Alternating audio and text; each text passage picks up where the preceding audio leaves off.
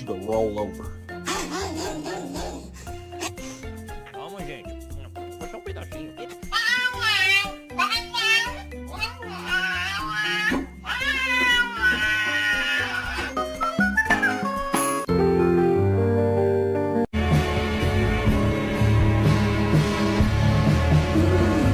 Fiquei no colo do meu avô e não teve um minuto que minha avó ficasse sem mastigar. É mole. ¿Cómo se ve un buen dogo argentino?